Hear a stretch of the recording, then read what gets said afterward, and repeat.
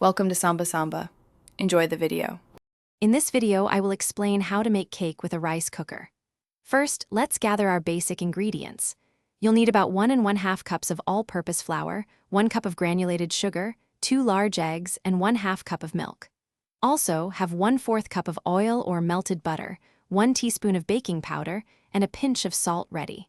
Make sure your rice cooker pot is clean and lightly greased, perhaps with a parchment paper circle at the bottom.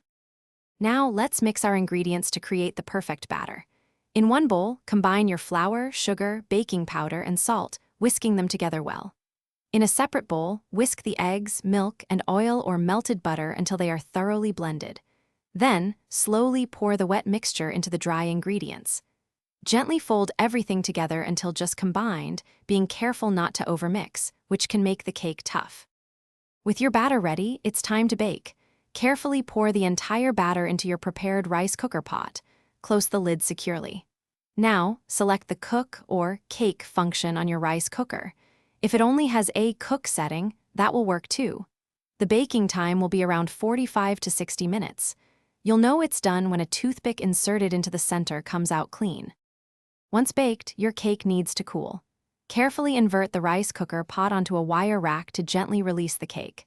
Let it cool completely on the rack for at least 30 minutes to an hour. This ensures it sets properly and is easier to slice. Once cooled, you can slice and serve your delicious, moist rice cooker cake. Feel free to add your favorite toppings, like a simple glaze or fresh berries, for an extra special treat. Thanks for watching. Consider subscribing if we helped you.